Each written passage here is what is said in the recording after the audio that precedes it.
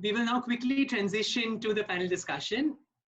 Our first panelist is Dr. Rita Denny, who's partner at Practica Group and executive director EPIC, which stands for Advancing the Value of Ethnography in Industry. Dr. Rita Denny is among the most astute cultural analysts in the world. She has spent her career applying anthropological frameworks to understand consumer behavior across the globe, supporting innovation and communication strategies for Fortune Global 500 companies, government agencies, and public institutions. She is the co-author of Doing Anthropology in Consumer Research and co-editor of Handbook of Anthropology in Business. She is also the executive director of EPIC, which is the Global Association for Ethnographic Practitioners Working in Industry. Thank you for joining us, Dr. Rita. Our second panelist is Aditya Bhatt, Head, Geo Creative Labs, and founder, Business of Ideas, India. He is an entrepreneur, a marketing consultant, a public speaker, a professor, and a creative content developer. He is the head of Geo Creative Labs, and to his credit, has over 40 original TV formats, along with some path-breaking marketing campaigns. He was among the select few who has worked with India's Prime Minister Shri Narendra Modi as part of his think tank. He is also the creative mastermind behind several campaigns for leading brands in the country. He was featured in Campaign Asia's Power List 2020 among Asia Pacific's 50 most influential and purposeful marketeers. As an academic instructor, he has trained more than 20,000 marketing students in the last 19 years. Thank you for joining us, Aditya. Thank you to both of you. So I will now hand it over again to Dr. Michelle, who will be the moderator for the panel discussion. Looking forward to it. Over to you. Thank you.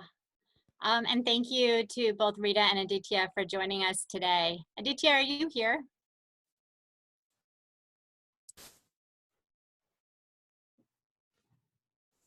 Well, while we wait for him to arrive, I will have a conversation with Rita and talk to her a little bit about her work. Full disclosure, Rita and I co-teach at Northwestern University and co-teach a class on advanced cultural insight methods. Oh, he is here. Hello. How are you doing? And so, well, we can continue as planned then. So to start out, could you describe to the audience a little bit about the work that you do? And Rita, why don't you start us off while Aditya gets set up? Sure. Hello, everybody. Thank you for the invitation. It's a delight to be here. And as Frank said, good morning, good afternoon, and good evening, depending on where you're sitting. So as an anthropologist in business, I help clients and organizations to frame challenges, to frame their communication strategies or their innovation strategies. And as the executive director of EPIC, to guide a professional organization of ethnographers to be a resource and engine for change. And what I do, just in case you didn't hear enough about culture from Michelle, the work that I do is grounded in an understanding of human beings as social actors. Social actors that are enmeshed in relations of social, cultural, and technological systems, and that we are all embedded in these systems as individuals, as institutions, as researchers, as citizens, as designers, as marketers, as employers or employees. We are embedded in these systems. And so as a cultural analyst then, it's our ability to theorize those relationships, that is to bring alternative ways of seeing the world to the work we do, and that we see that as helpful, right? It's helpful to our clients, it's helpful to organizations, and it's helpful to communities. Ideally, it's helpful to society. And with that, I will turn it over to Aditya. Hi, pleasure. Good evening, good afternoon, good night to a couple of you as well who are joining in. This is Aditya. And I would actually describe myself in 2 words as a storyteller. So I like to tell stories, for products, stories for services, stories for campaigns, stories for Bollywood, and yeah. So my career has encompassed marketing and selling FMCG products, to launching a couple of media channels in the country, to different kinds of campaigns for multiple brands, to doing about 45 shows on Indian television, to marketing a couple of films. And currently I had a very young outfit called Geo Creative Labs, and I get to learn from a lot of youngsters around me who contribute to my digital learning. So that's what I actually do. Great, thank you. We'll start off with Rita, and I do want this to be a conversation, so if you have comments on each other's statements, feel free to address each other as well. But Rita, could you start off by talking through an example or two of how you have seen a cultural lens or cultural data change a client's approach to their marketing communications or branding efforts? Sure. So I think one of my longtime favorite projects ever was for the Detroit Institute of Arts. Given that it's a public institution, it's also one that we can talk about in more detail.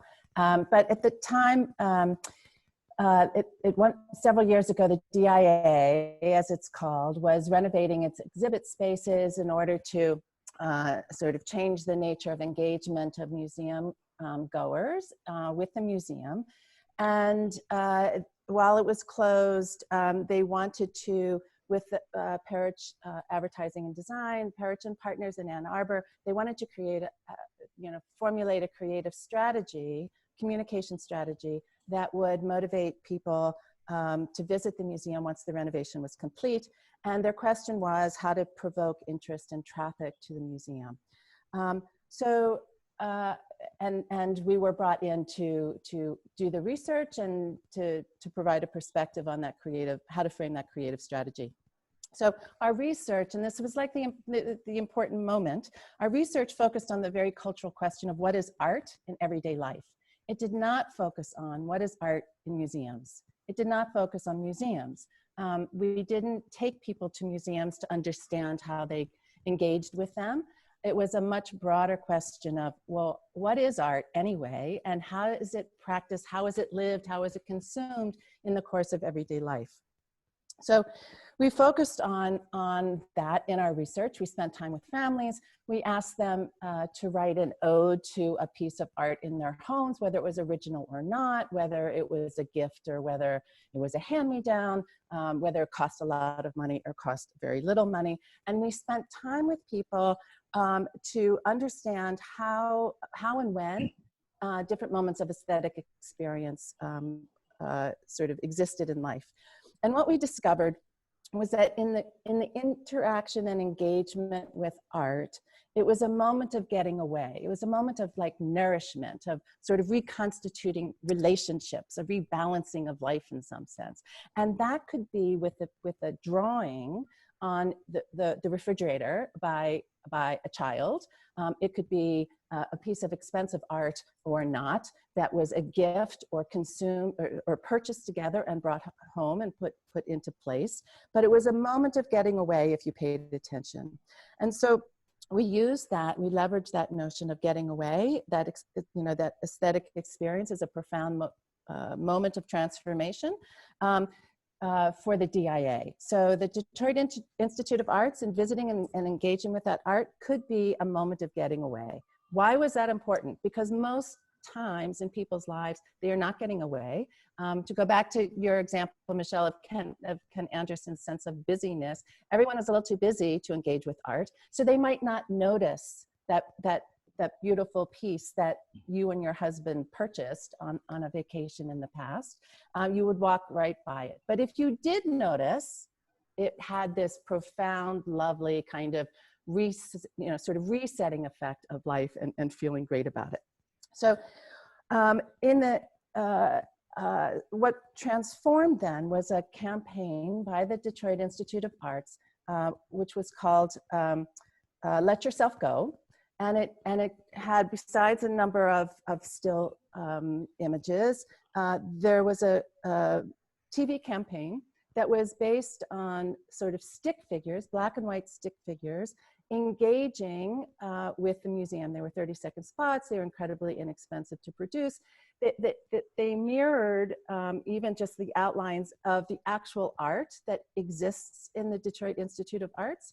And my favorite one by far is a stick figure of a woman entering into the museum, and she goes up. People are peering at a canvas, and it's the only thing that's in color in the image. And she peers too, and she puts out her hand, and her hand starts taking on the colors of this canvas. And then she has this burst of energy, and she jumps through the canvas, and she emerges on the other side, and she is bathed in the colors of the canvas. So why is that significant? Well, first of all, legal department at the Detroit Institute of Arts agreed that someone could jump through a canvas. But what it did was to really change what I would say that the register of talk about what art is. And the museum was very concerned that we would not respect, that a campaign that asked more broadly, like what is art in everyday life, that there would be a notion of not respecting the art that exists in a museum, and that was not the case. The art was incredibly respected, but so was the experience of people in terms of what the impact of art was, whether you knew anything about this artist, whether you knew anything about the history of art that produced this canvas, that you could have that experience of transformation and kind of a rebalancing in your life. So that's for an example where it really changed the register of talk. The museum could do something that they had never done before, never really thought about before. And in terms of their visiting and visitation and viewers and so on, they broke their record. Their 12-month goals were achieved in 4 months. Great, My thank favorite you. project. Yep. I love that project too. And we'll send out a link to the video if any of the participants want to watch it later. Aditya, so as the head of GeoCreative Labs, a big part of your role, as you said, is storytelling. You said that is kind of what you do. Could you give us a couple of examples of how you've used data to tell interesting stories that resonate wide with audiences? Right. So I'll actually try and tell you a little bit on the word data itself. Right. Data has a lot of repercussions, and I'll talk about data with respect to a cultural scenario as well. When I started my career in marketing, I started with a company called Star TV, right, and Star Group, and there was a large channel called Star Plus, which, if you look at the top 50 most programs at that point of time, this was 2002, 2003, 48 of the top 50 shows were from that own channel. And there's something very interesting that we were told. We were told that suddenly a lot of men, right, were becoming slightly more healthier. So you would ask, what is the relationship of watching television to slightly becoming more healthier? Television was always around, and prime time was always around. So we actually dug deeper, and there was a very interesting insight that we actually found out. In India, there are two kinds. There is one is roti, which is the flat bread, which we make, and the second is rice, and these are mostly consumed, right? Women, and most of them, you'd like to eat them, especially the flat bread, which is called roti, needs to be consumed, and it needs to be consumed hot and warm just before the meal. But today, a woman of the house who consumed that roti was so deeply engrossed in watching the TV shows from 8 o'clock onwards that she started actually making rice, because then she did not, and rice was something that she could just cook without her being physically there while the rice being cooked, right, in a pressure cooker. And that's ensured that the husband started eating more rice, right, and started putting on more weight. And literally, this is what happens. So today, media, environment, culture, right, can actually have such a dynamic thought process on you, which is interesting, is where I'm coming from as well. Right, so that's one aspect.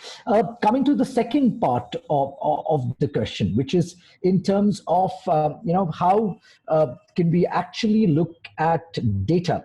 There was a campaign that which we did, and this was a very simple idea, which was WHO had said that each cigarette takes away 11 minutes of your time. So every time you smoke a cigarette, probably 11 minutes get reduced from your life.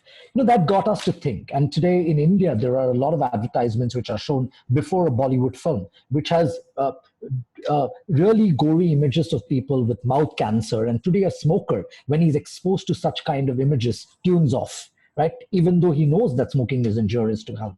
So we actually took that insight and created a campaign, which is a very interesting campaign. And the insight was that the man was on his deathbed, right? And he had one wish, and nobody knew what that wish is. And his wish was to spend a night with this most beautiful lady in the country.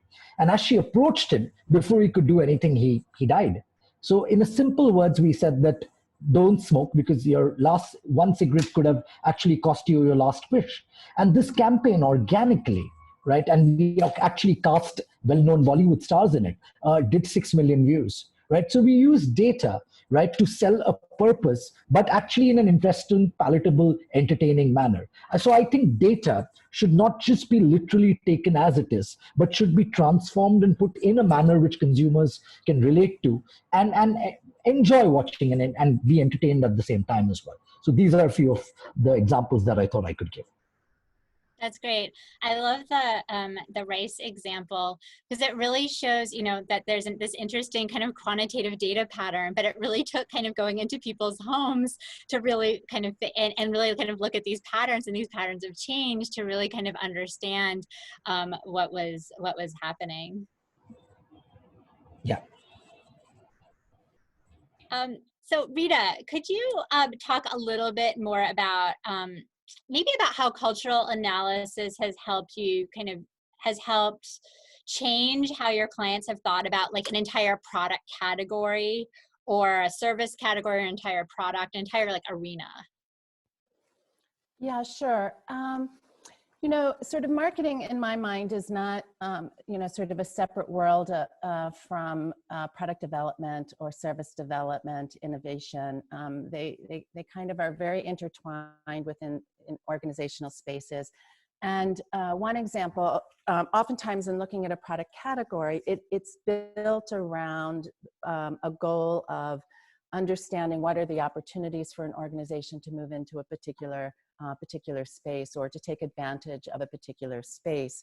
And one project that comes to mind, again, this was a while ago, but it was a client, an organization who was in the storage business. And within sort of residential homes and consumer worlds.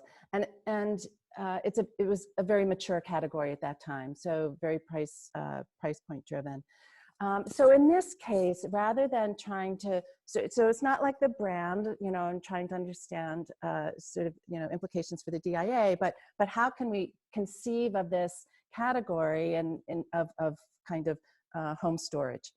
And so what we did in this case was to follow stuff in people's lives. And in the United States anyway, there is a lot of stuff in people's lives.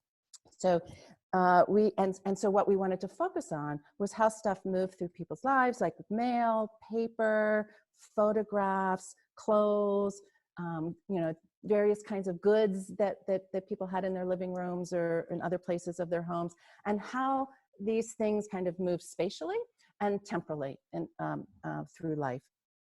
And some of the things, so there, the analysis, the cultural analysis was what are the two ways. One is what organizational that people have, how are they structured? What are the conventions that are kind of operative, and therefore what might that mean for developing ideas?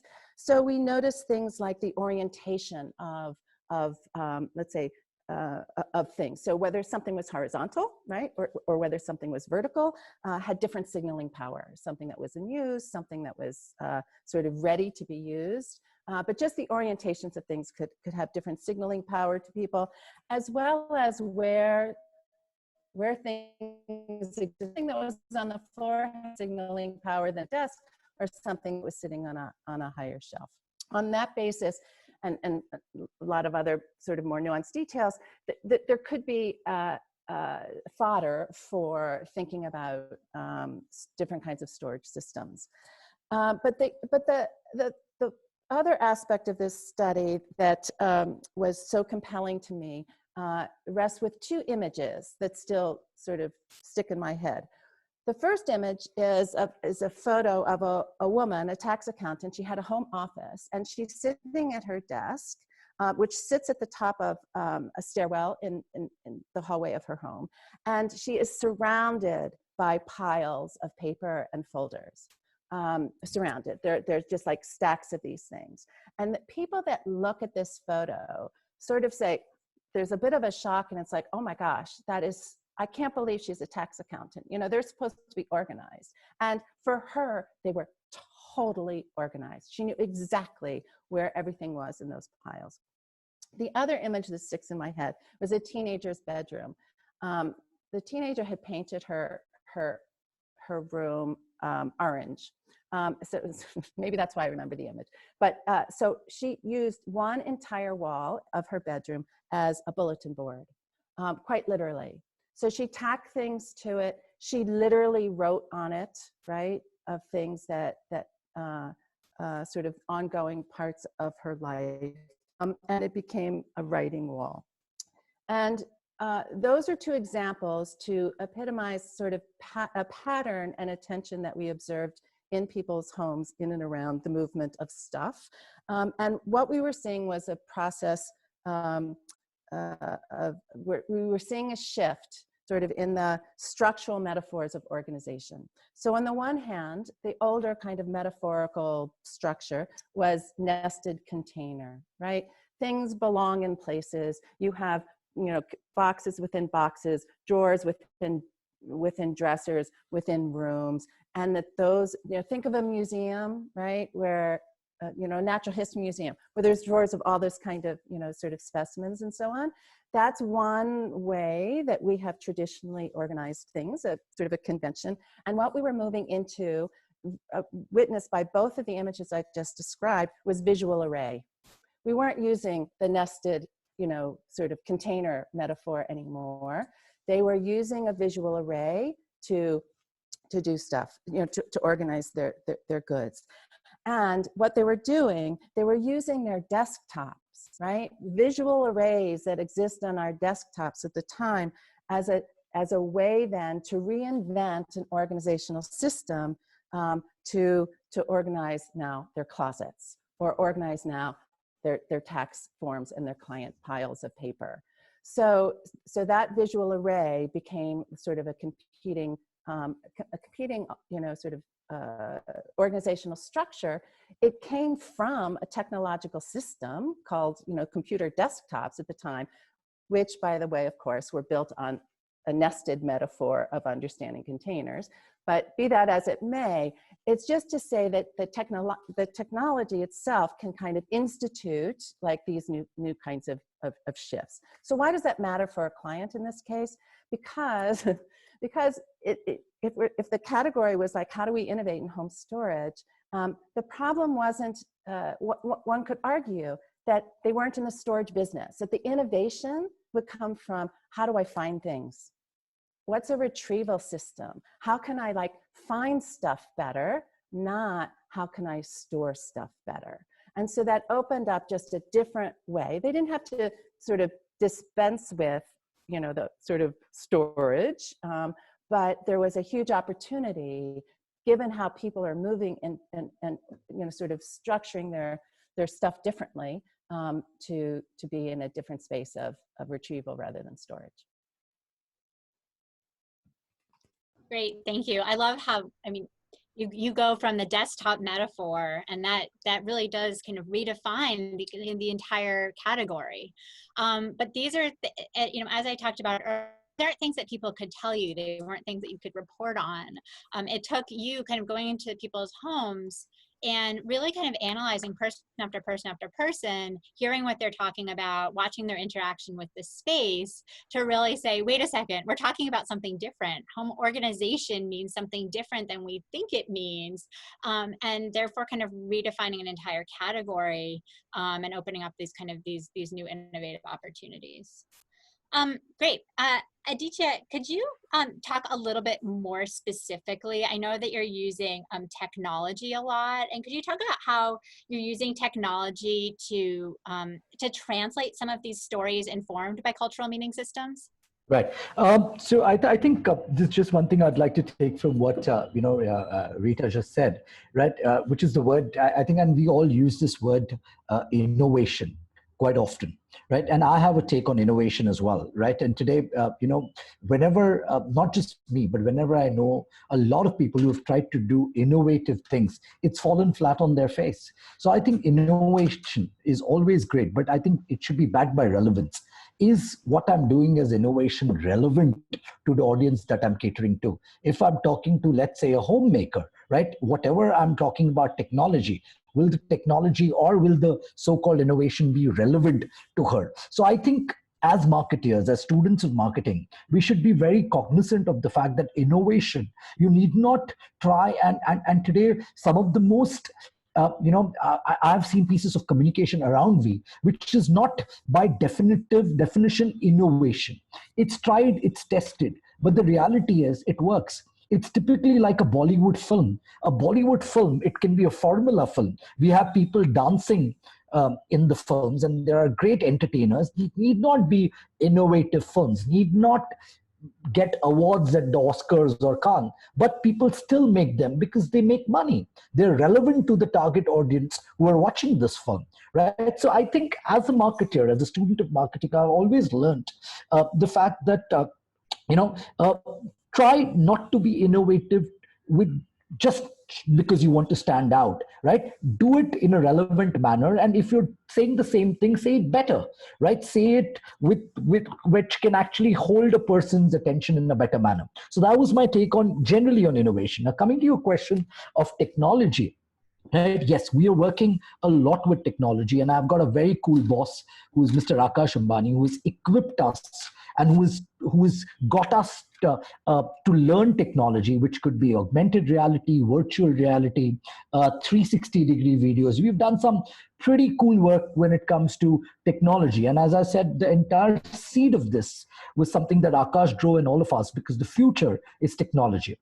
However, what one should actually do with technology as well is to try and not just showcase the use of technology in a boring manner, but actually do it in an interesting manner. I'll give you an example, a 360-degree video, right? You have a 360-degree video, and today probably you can do a virtual tour in a 360-degree video of a factory or a refinery, or let's say in the times of COVID, right? You can actually talk about how safe your construction is with the 360 video. But let's talk about how can I use culture and technology and seamlessly weave into it, right? In India, which is the land of festivals, we have a festival called the Ganesha Festival, which is the elephant god, right? And once a year for 11 days, a large chunk of India celebrates the festival, right? We actually bring home the Lord Ganesha, and there's a lot of pomp and celebration that goes with it as well. Cut to, we actually found out old age home, and there is in India, in Mumbai is the city where I come from, there is this very important Ganpati, right, which is the elephant god. And it is said that if people who go to this Ganpati probably get their wish fulfilled. So it has long queues of people, right? People who wait for 48 hours in a line just to go and visit that place so that they could get their wish fulfilled, right? And so there was, so we went to an old age home, and an old age home, an actual old age home. And there were these ladies who, because of knee arthritis and problems, who probably in their early prime visited that Ganpati and took their blessings, but now couldn't do so, right? So what we did, we actually went and shot the pandal in 360 manner. And we went in this old age home and gave these ladies Oculus. And when they put this on, we actually had a journey from their old age home to where the pandal is. And when they actually saw the image of Lord Ganesha right in front of them, and they were enthralled. They had such a great feeling. They blessed us, and they said, "This is so beautiful." This touched their heart.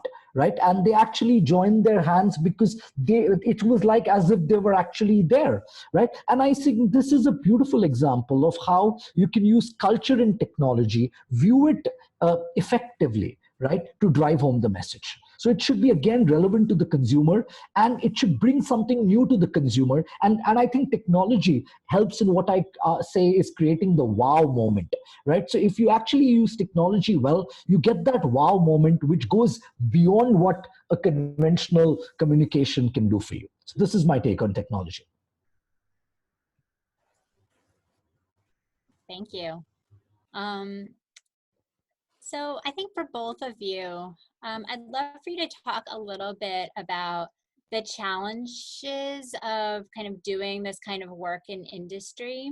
Maybe Rita, you can talk a little bit also about the limits of application of cultural analysis. For sure. You know, so one of the, you know, the questions we might ask is if cultural analysis is, you know, can lead to such great insights and have such great impact through storytelling and sort of that dynamic between consumption and production of meanings, why isn't it embraced more broadly? Despite Michelle's slide that showed companies that employ anthropologists, ethnographers, it was a slide. So why isn't it embraced more broadly? And I can speak really only for the United States, where I do like 95% of my work and observation of organizations there. But there are persistent business practices, right, that are, and prevailing practices, I would say, that are difficult to change. And one of them is what I would call the sovereign consumer. One could also say the sovereign user, the sovereign customer. But the idea that there is like this single individual that needs persuasion, convincing, speaking to, as though it was just one person, devoid of any sense of relationship into a larger social and technical world. And those business practices, it's you know, so on the one hand, it can be really convincing, I think, to say, you know, we do live in this larger social system, right? Look at all these examples, you know, look at, you know, like the examples that we've all sort of talked about in the last hour or so. But it's hard to change the structures and the processes within organizations that exist and then reproduce themselves. So surveys, they're asked of individuals. Clicks, it's an individual, right? The metrics of behavior are often just, you know, sort of the unit of analysis is the individual. Segmentation studies, the individual. Concept tests, the individual. So it's not to say that individuals aren't a source of data. They are for us as, you know, cultural analysts as well. But if we limit our understanding of what we think is operating by assuming that an individual acts in some kind of bubble, then we are doing ourselves a disservice, not only in the kind of explanations that we come up with, not only in the communication possibilities that arise, but in what we are contributing to a larger world altogether.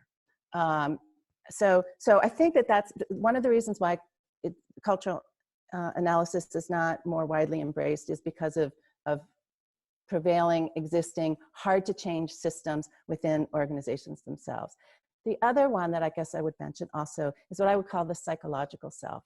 And so there's a whole, so I'll preach heresy here too. There's a whole, right, the vocabulary, and I'm really interested in words and how words perform. The vocabulary of people within organizations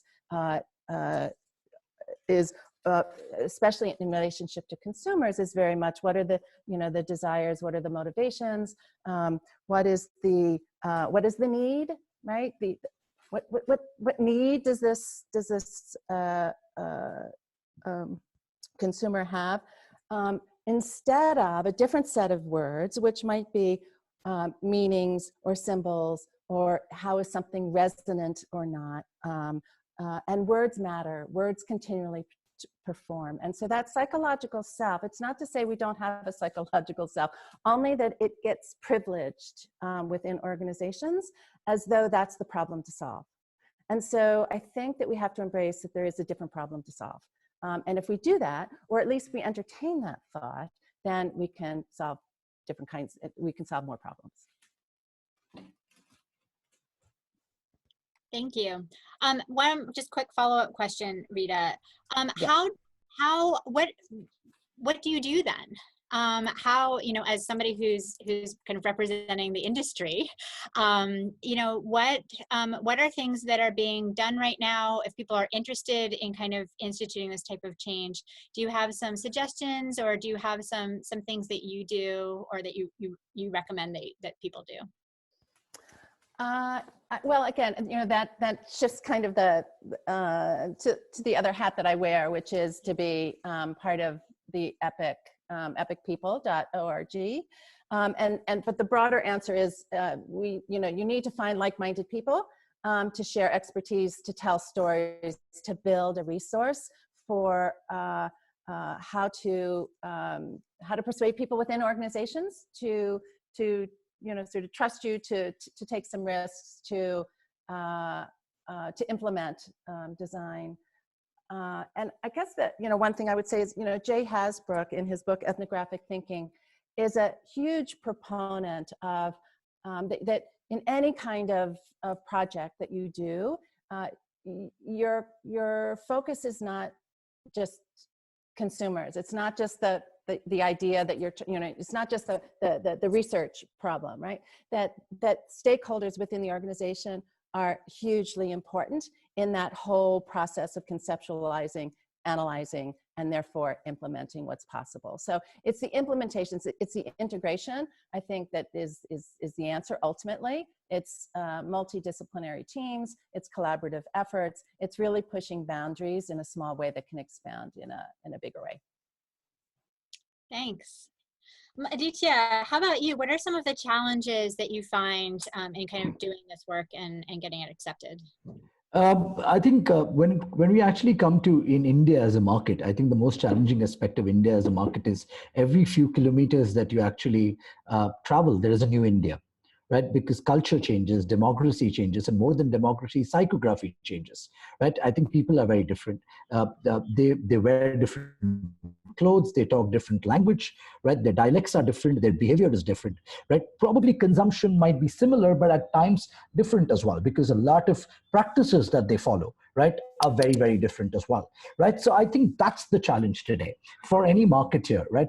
Technically, you have two kinds of strategies. One is a global campaign strategy where you actually adapt the strategy, whatever is happening in the rest of the world, and you apply to India as a market. But today, not many brands have succeeded adopting especially the global strategy, because India, we cannot, and Rita spoke about segmentation, right? But I don't think you can really have India as one cluster and say, this is a strategy that can work for an Indian consumer. So probably a lot of brands had to adapt, had to change, right? I think very recently we've heard of this very interesting case, Unilever has one of their flagship brands in India, which was born out of India, which is a fairness cream called Fair and Lovely. Right now, it's a brand which is a fair cream. Now, I think that the usual logic is a lot of Indians, and for centuries, past 3 decades that I remember, they've always sold the fairness cream, right? Where they've targeted to women, have said that, hey, you know, here is this woman who's probably not getting married because of her skin color, right? And after using the fairness cream, her skin color changes and she gets the boy of her dreams, right? And in their aspect, they've evolved, saying that now instead of marriage, it is the same woman, but probably she's not getting a job of her dreams. But now that she's become fair, she's got the job, right? Today they have said, and especially after what's happening worldwide, which is Black Lives Matters, after 3 decades, the brand wakes up and says, hey, we are going to drop fair from our cream and we are going to call it something else, which is, let's say, Glow and Lovely and stuff like that. But I think still the crux remains the same. So you have today a largest multinational company, right, who's actually producing a brand, targeting a brand which is selling like hotcakes in India, right? It's doing phenomenally well, and it's been doing phenomenally well as well. Right, but and even the way that the brand was marketed was different, right? Especially in down south, where the skin tone is slightly darker than, let's say, in north in India, right? And in south, it sold like hotcakes in that sense. So I think what's very interesting and the challenging aspect is really, and today what has started happening with the advent of OTT platforms, with the advent of media proliferation, right? People have access to information. Right, 10 years ago, not too many films did well because Bollywood, right? There was a small niche target audience which watched English cinema. Then what started happening was films started getting dubbed in Indian languages, which was the international films which started getting dubbed in Indian languages. A couple of years ago, right, one of the biggest sold or the biggest grossing films in India was The Jungle Book, right, which was dubbed in Hindi. So what started happening, people started accepting common, Avengers started doing phenomenally well as well, which is truly Avatar did phenomenally well as well. Initially, a lot of them, and even today, were dubbed in Hindi and local languages, which are South Indian languages. Today, what is also happening is, today, with English becoming more and more accepted in major parts of the country, today, people, especially the multiplex audience, started going to theaters. This was all pre-COVID, right? And today, Indian films, which are films of Bollywood, were probably not being launched when probably a Marvel or Disney is launching a superhero movie. Because the audience is being evolved, and they realized that their film was now competing with a global film which was up for release. And earlier, an international film used to be released in India probably 10 days or 2 weeks later. But today, in many places, we have a simultaneous release in India where a Hollywood film releases, or at times even the release is done before the world market as well. So that's talking about how audience is also evolving, right? Exposure of media, right, is seeing the evolution of this customer in a beautiful manner as well. And so these are some of the challenges. Media environment surrounding is also very, very important in that sense, right? But I think what's very, very important is, and this is one thing I wanted to say, is never take the consumer for granted, right? Never say that, yes, I know the consumer, there is a rule and there is a formula. I think the best thing about marketing is that there are no rules, right? You never really can say that this is the way my consumer is going to behave or react. If there were rules, then every product, every communication platform, every film, every show would have been the super hit, right? So I think consumers evolve every single day, and that's important as well. And that's something that one should know. One should always look for those parameters, and that's where data helps, right? What is the evolution happening? How are the trends around you changing? What products, services, categories are people accepting? COVID is the new normal, right? Because we are all from home, social distancing is the norm. We have been forced to evolve as well in that sense. And today, right, it's the time where I don't think in anyone's, not in our parents' history also, we've seen something like this, which is an unprecedented scenario. And the more interesting part is that the saying, which is that there are no rules, is even more true today, because we don't know what tomorrow entails. We don't know when the lockdown is going to get over. We don't know whether there is even going to be a lockdown. We don't know when the world will have a vaccine, right? Today, I read that China has said that there might be a threat of pneumonia, which can be worse than COVID-19. So there are scary times which lay ahead of us. And I think in these times of adversity also lie an opportunity to constantly try and reinvent yourself so that you can actually try and make a difference in the lives of consumers. This is what I have to say. Thank you. I want to go back to one of the points that you made earlier, Aditya. You were talking about innovation versus relevance. And sometimes innovation is really important, right? Opening up entire product categories. But as you talked about, sometimes you don't need an entire product category doesn't need to change. And you reminded me of a point made in a book about cultural analysis by our colleague Doug Holt. Doug Holt is a former Harvard Business School professor, and he has a consulting firm right now. And he actually talks about how we're always looking for these blue ocean strategies. There's this idea of this blue ocean. We're always looking for like the next big thing. But oftentimes it's right in front of you. It's learning about that cultural tension that that's right there, that's right in front of you. A brand doesn't need to wildly pivot. They just really kind of need to deeply understand the customer, deeply understand these tensions in play. And when the brand can kind of tap into those, alleviate those, kind of speak to those, often that is where the most iconic campaigns of our day have come from, the brand really kind of deeply understanding kind of that tension. So as you were talking about kind of the relevance versus innovation, that was, it made me kind of think about that point. And if audience members are interested, you can look up Douglas Holt and his work on cultural branding and cultural analysis. Right.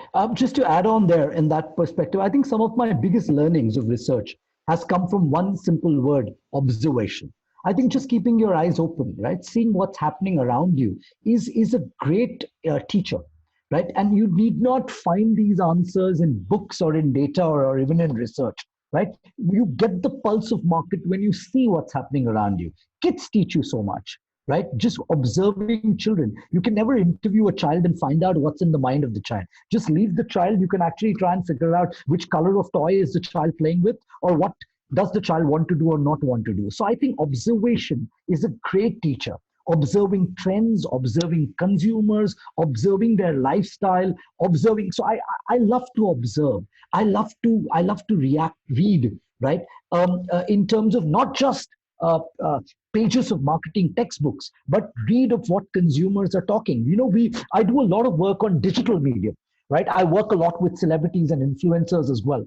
I'm the first one to start reading the comments, right? I just want to know what the consumers are talking about, right? What is, and that's it, in marketing language, it's called social listening, right? So you listen, right, to what consumers are saying. What are they liking? What are they disliking, right? You know, which way the tide is flowing. So I think this is very, very interesting. I'd like to give an example. India lost a very popular Bollywood actor very recently called Sushant Singh Rajput, right? And his last film that he shot for is up for release, and Disney Hotstar is actually releasing it on an OTT platform. What consumers did was said that we will ensure that the trailer of this film, right, gets the maximum likes and beats the record for Avengers. And that was a tribute to the late actor. So everybody just came together. And the last I heard was it has already crossed 4 million likes, right, on YouTube, right? And that's the power. That's something that you cannot control over. But listen to what they are saying. Listen to what they want to do, right? And I think that's something which is just simple observing can do the trick at times. Great, thank you. I would just add to that, in that, and also something, Aditi, that you talked about a little, earlier, in that dynamic, right, that happens when stories are told, people respond. It's also a form, not only what people are liking, it's a way for people to contest what meanings are being put into play by particular kinds of stories. A sense of observation, and to see the kinds of conversations that are happening online, to be that social listener, whether it's in person or whether it's digitally. It's a way to understand not only where there's sort of enthusiasm, but where there is contestation, and that it allows you to understand again, a larger system of meanings that exists. Sure, absolutely. Great. Well, we are out of time. The panel discussion went very quickly, I think. And so I will... Michelle, I'm sorry I'm interrupting. I mean, if you have some other themes you'd want to discuss, so please, if you don't leave something out, because this is very engaging for all of us. So if you're done, then yes, we can go to question answers, but otherwise you can continue if you have a few themes left. I guess, is there anything else anybody wants to discuss before we move on? Or are we? We're at your mercy. So anything that you'd want to know, we're happy to answer, right? Whatever we know. Well, why don't we go over to the audience and see Absolutely. what questions they have, and we'll continue the conversation just with the audience now. Okay, so we'll begin the question and answer session. I think I'm speaking for definitely my team for sure, and I think a lot of the participants when I say that this was an epic panel discussion in a lot of ways. So really liked the anecdotes, and I think one of the best parts is that what you're talking about is not complex. It's quite simple stuff, just about thinking of these things differently. So yeah, thank you all panelists. Thank you, Dr. Michelle, that was great. So I'll begin with the question answer from the audience. So what I'll do is I'll read out the question and I'll direct it to you, Dr. Michelle. So either you can answer it, or you can, if you think you want to redirect it to the other panelists, you can do that as well. Unless, of course, I have a question which is directed to a certain panel member as well. Yeah. So the first question I have is from Mr. Jerry Johnson. He asks, how do you differentiate performative behavior versus authentic belief? Which means, how do you differentiate between visible and outward cues of culture versus the real expression of imbibed culture? Well, I'll start and then I'll let the panelists continue. I think in marketing, we're always concerned about, like, is this their real feeling, or are they kind of performing? Are they self-monitoring? Are they over-claiming on a survey that they really run, 200 miles a day, where really they only run, once every few months? And I think in cultural analysis, we tend to take a different approach. We actually want to hear that if you are doing participant observation, you're hearing one of my favorite examples is a colleague of mine who she was doing research with busy moms, and she was interested in dinner time and family dinner time. So she made appointments to come over their house and cook dinner with them. And every time she got to their house, not every time, but often, they'd say, "Oh my gosh, today was a crazy day. We don't have time to make dinner. Do you mind just going out with us?" Right? I always try to make a nutritious meal for my family, but today's different because we had soccer practice. And so in that, we heard both the ideal, right? She tries to make a nutritious meal for her family, but we also saw the real. We saw that they're going out for pizza tonight because life is hard. There's a tension. They had soccer practice. Moms are supposed to do all sorts of things right now. And so in seeing both the performative behavior, I make nutritious meals for my family, and hearing that discussion in the interview, and then seeing kind of the reality of it, isn't a aha, I've got you moment, but really that's a real opportunity to kind of really see these cultural systems of meaning in place, these cultural tensions that occur. In American life, it's having your child enrolled in all sorts of activities, having them be great academically and great at sports and doing art, at the same time sitting down for a family meal together that's homemade by mom. And that really creates this tension within families. And so this kind of apology and this guilt and all these feelings that came surrounding it was actually where the insight was. So we actually look for those contradictions. We look for that complexity as a point of insight. Rita, Aditya, do you have anything to add? Well stated. Thanks. I'm good. Okay, so the next question is something that I think Aditya touched upon a little bit. So it's, will the pandemic affect the cultural perceptions in any way? And will the choice of marketing and consumer behavior strategies change owing to this pandemic? It has already changed. It has already evolved. I think one thing which is very interesting is the fact that you're buying your loyalty.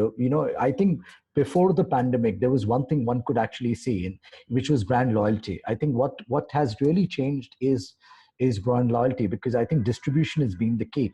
So you might actually consume your favorite brand of noodles, right? But probably in this pandemic, your favorite brand of noodles might not be available for you to consume, because your nearby retail store might not be stocking them, or your e-commerce store might be out of stock. So you have two options: is not eat the noodles, or probably try something else, right? So what has happened in all probability is consumers have tried something else, which has given chance for consumers to try newer brands, right? It's also given a chance, a lot of conventional communication was not happening because there was not the conventional advertising that was actually happening. So brands were also looking at interesting ways to communicate to the consumer. So I think a lot has changed, and a lot is going to change as well, right? Because a lot of e-commerce is going to happen. I'll give you the example again of a category like food. The eating out is not happening, right? People are not going to go. So there is a brand in India called Amul, which is a brand which makes milk and milk-based products, right? Amul has seen a sharp increase in their sales because people have become their home chefs. People are starting cooking pastas and pizzas at home because you're not eating out. And thus you're involved in buying a brand, because when you go abroad in a store, you don't know which brand of cheese, right? You probably just eat the cheese which the hotel might give you in a dish. But here you're involved in a particular brand because you're making it yourself. So I think a lot of it is changing. It has already changed, and I believe that a lot of it is going to change as well post-COVID. I would also add there some research that we're doing right now and watching as COVID unfolds, how people are responding and engaging with life outside their homes as different local governments have opened up here in the States. And the potential here, I mean, people aren't just sort of across the board saying, okay, so now we can go to restaurants, right? Or now we can go to our gyms. What they're doing is to really making a series of priorities that relate to themselves and to their families about what matters, right? And assessing situational risk and determining which of those things really matter in that ongoing kind of life of importance socially and for themselves. And then at that point, relationships that they have with brands really does matter. And so the gym, for example, or let's put it this way, organizations and brands have an opportunity to respond and understand what the concerns are of people, to engage with them, and to be proactive in that, sort of in meeting those concerns in order to foster engagement. And so local organizations, whether it's the barber shop or the nail shop or Starbucks, national chain, have an opportunity, and they have choices to make about how they want to manage that engagement. And only kind of a deep understanding of what it is that people are grappling with as they re-engage with society will help them do that. I'll just like to add one more thing. I've coined it as a nice word, which is the COVID life cycle. Right? In India, there was a lockdown, and as you said, in the US, there is also a gradual change in lockdown, while some, what we call it as the unlock phase, where people are unlocking, but gradually. However, now that the unlocking has happened, right, and I still remember this very interesting thing.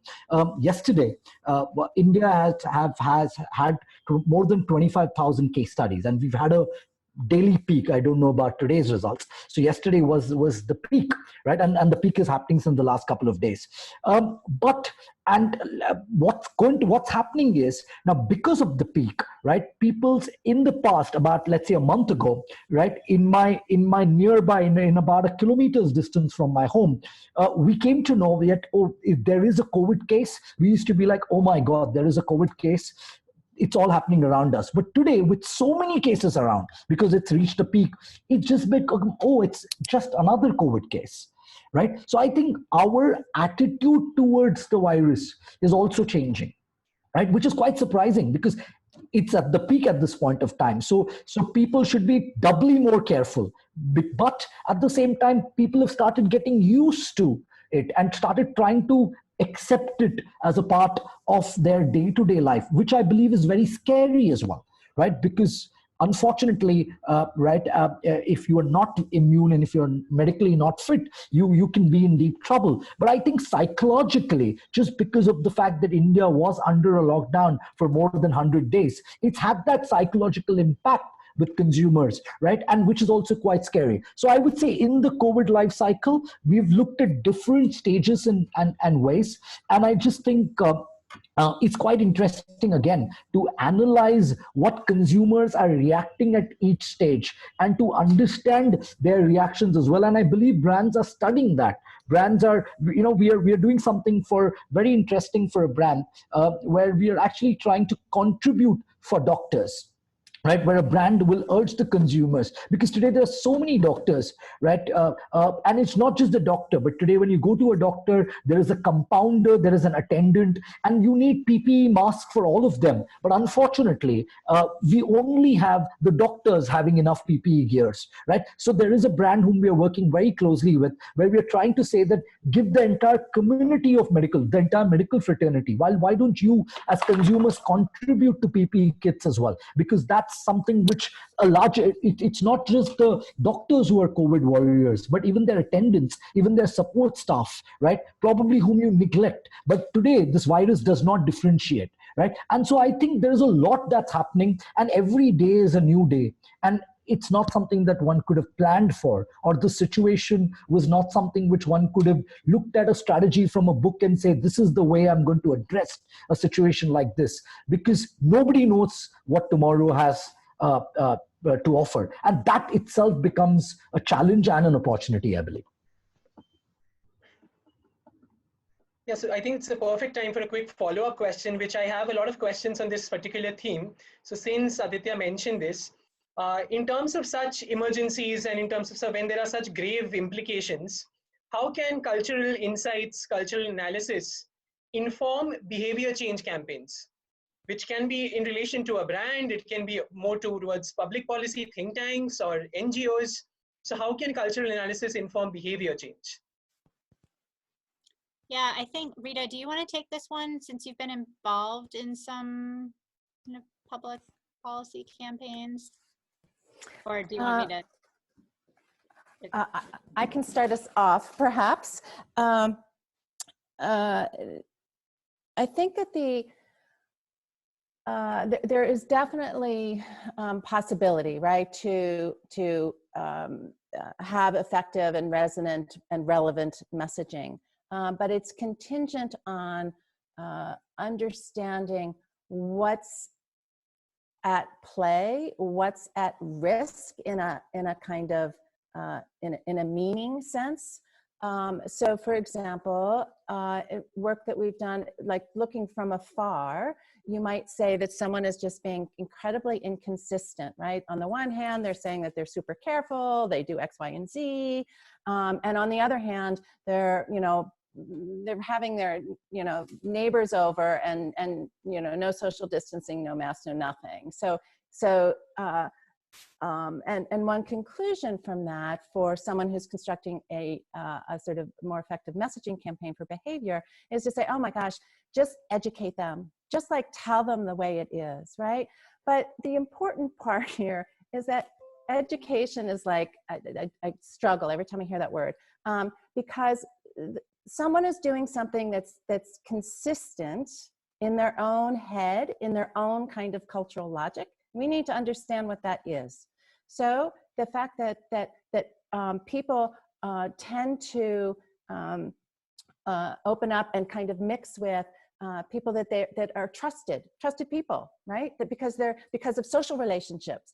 It has nothing to do with perhaps a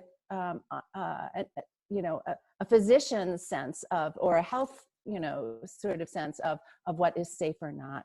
But it's this desire for sort of social relationships, social contact, and that's what's structuring people's lives. And so this assessment of risk. And therefore, so if there are these kind of different assessments of situational risk, right?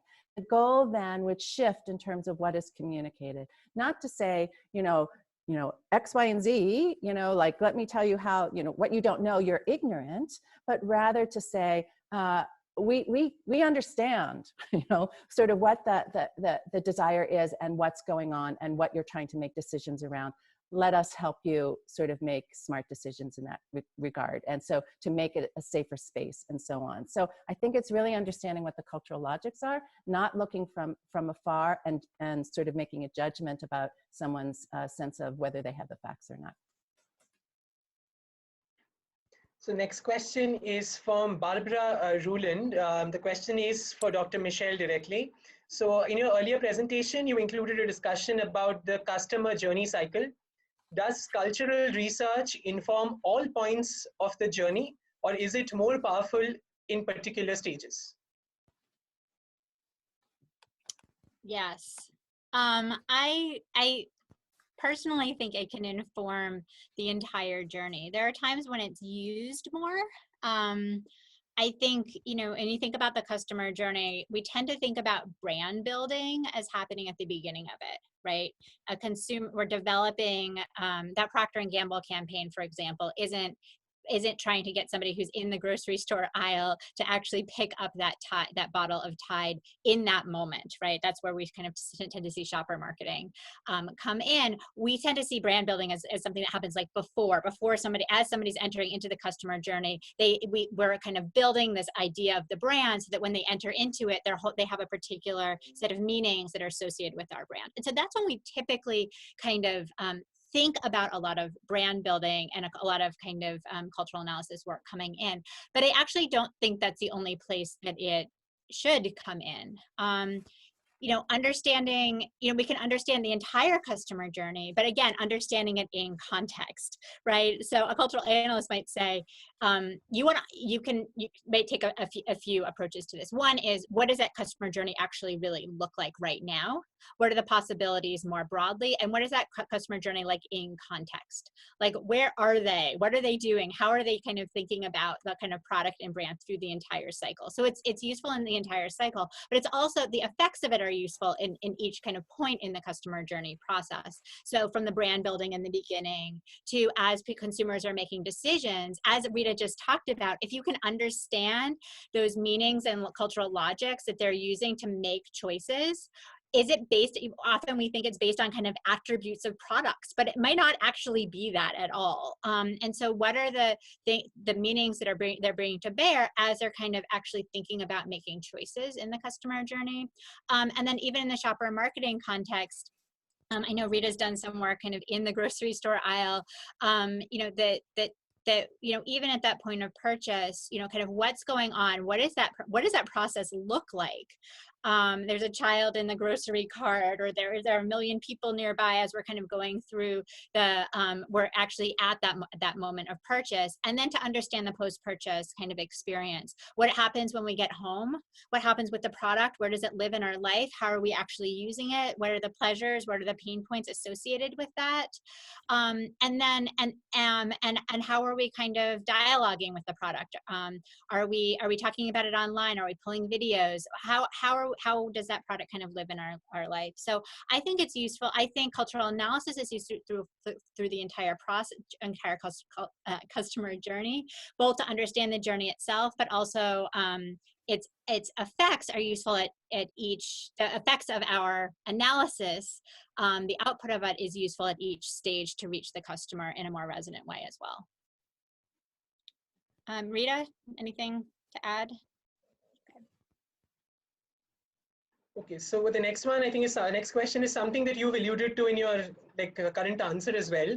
So the question is from Mr. Shailesh Goyal, who's the director of Seneca Media. So he asks that often click buy is the result of emotional quotient at the very moment of decision. How could research help assess that very factor behind a mood and know the answer to why? Rita, do you want to take this one? No. Aditya? Can you elaborate on the question? So I found it a very, when you're talking about the buy button, right? So what do you want to know about the buy button today? So I think the question indicates that so often this buy button is clicked because of a very it's a very emotional decision sometimes. Right. So like fair enough. I'll go to the moot of it all. I just believe that the way we communicate is going to change, right? So I'm actually going to talk about a different route. I think it's not just the emotional aspect, it's also the functional need. I'll give you an example, right? At this point of time, I think the timing is very important as well. In urban India, a large part of urban India, right, in the lockdown have not had their house help coming and cleaning their homes, which has led to more and more technologically advancements in cleaning equipment. So I suddenly seeing a Eureka Forbes, which never really advertised a broom, which is quite fancy, which cleans the best, but they're advertising that, especially online and on certain television channels. So the timing is very important. Now, this might not necessarily be an emotional need, but it might be the functional need of the hour. So timing is very, very crucial. Right. So today it is, and this comes to that, the core marketing thought of where is the demand and why is the demand, why is the product relevant for you at this point of time. And it might come from a very functional standpoint. It might not necessarily come from an emotional standpoint, right? That's point number one. Point number two, the way the consumers, way the brands are communicating. I'm going to stick my neck out and say that in the next 10 years, right, advertising is going to change the way we know advertising to be, right? Advertising, even today, a large chunk of consumers look at advertising or product messaging as irritants. They feel that this is something which is an obstacle to the content that I'm consuming. So what is the future? And this is where emotional messaging can come in. The future is embedding content in storytelling in a seamless manner. I think the case in point is a movie which I love, which is a global movie called The Lion. What is Lion? Lion talks about a story about this guy who is away from his mother. And then he was adopted by Australian parents. But the seed of the movie came from Google Earth, right? Because he was searched, right? And he searched his mother, who was far off from Australia, who was in India, right? By using Google Maps and by using Google Earth, right? So I think that's going to be the future, where brands are going to embed in telling stories, which is going to create an emotional cord, right? Which is not going to be used and viewed as an obstacle, but rather that will help the buying decision. So these are two aspects I think I could focus on at this point in time. So the next one's also, sorry, ma'am, please go ahead. I would just to add to that the sort of the buy button is embedded in a very like temporal moment, but that is also embedded in a larger matrix of what the relevance, to use Aditya's term, is in that larger context. And so one could do research to understand sort of how that engagement with that digital platform unfolds, like for multiple people in a household and multiple kinds of goods or services, but the goal would be to establish what that larger kind of context that structured the behavior is. So next question is from Moina Khan from Bennett University. So the question is, where does cultural research stand in marketing culturally alien or foreign brands amidst debates on cultural imperialism?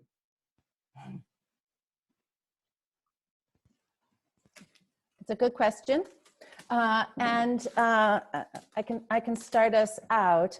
That those kinds of, we live in a globalized world, right? And so and brands have to recognize that, so they can have explicit strategies to be as sort of focused and or as broad as they want. But as they communicate across, and it's not even necessarily national boundaries, but as they cross boundaries of community, however, and we can define community in a variety of different ways, they have to be very careful because the context for understanding them changes. And so, and I think that fashion brands obviously have gotten themselves into trouble historically in that way. So I guess I would simply say that kind of analysis and cultural analysis of relationships that brands establish in terms of communities and identity and a set of ideas that make something coherent and make that brand coherent is volatile. And to go back to an earlier point, can be contested. And so sometimes they in fact are contested. I'd just like to add here that in India, as I said earlier, I don't believe a consumer would want to purchase a brand based on the origin of where the brand is coming from, right? A consumer might want to, I think the consumer firstly asks himself or herself a question: what's in it for me? Right? Why am I, what's the benefit or the advantage, which could be functional or emotional, that I'm getting out of the brand, right? And if that appeals to a person, today we see a lot of debate in India on Chinese products, right? And that's the first time probably I've heard a country of origin being contested, and people are trying to be sensitized to where is the brand being manufactured, especially because India currently is having a tougher equation with China at this point of time. But otherwise, I believe that to a consumer, and that's where I think the success of companies like Unilever and P&G, as well as other international brands, as well as in India, that they've looked at local strategies when it comes to India, and they've built the brand right from scratch, keeping Indian consumer in mind, and have not really adapted one world, one market, one strategy tailor-made to all, which will not work in India in that sense. So I think one should understand that fact. Yeah, I would only add that the approach usually used by good cultural researchers, at least, kind of shifts the language that's used in marketing. So in marketing, we often talk about target markets and target customers, and it kind of evokes the language used in the question. Good cultural researchers are really kind of go into any context as a partner, trying to kind of understand the local context, to understand the meaning systems at play, to understand how value is created and how the product and brand could fit into consumers' lives, and how it might already exist. And so good cultural research, I think, is essential. And we're seeing that in the United States. We're seeing kind of a return to kind of focusing on having conversations with communities. There's still patterns. We can still have a conversation with the community, but in this really kind of effortful, authentic way and where does that come from? That comes from kind of really deeply understanding these pain points, these tensions, these sources of enchantment, the cultural meaning systems within that particular community. And so I think I think that, you know, cultural analysis done well can help kind of change the register a little bit. And I'd also like to add one more thing here. I think we often talk about technology. Now I'm going to actually tell you something that Jio is doing. As a telecom operator, I think today we exactly know where our customers are. And I think as they're segmented and as they're interspersed across the country, you can actually target a campaign not for the entire country, but a select list of consumers as well. And we call it geofencing, where you fence a particular area. We understand what that segment's cultural needs are, and only target, so probably target a language specific campaign for them, target a sales promotion campaign for them, which is only attuned to that particular region, studying that culture of that particular region. So only the people in that geography border would be exposed to that particular campaign and nobody else. And that, I believe, is going to be the future more and more. So there are going to be more geofenced campaigns that are actually going to see the light of the day, where you're actually going to segment the consumer in a finer manner, understand their cultural requirements, needs, patterns, behaviors, and really have a campaign suited to them. So it's time for the last question, actually. I mean, I still have a few left, but we have to keep time as well. So the last question is, in the race for brands to become culturally relevant, what is the future of new avenues like influencer marketing when digital content is so easily available?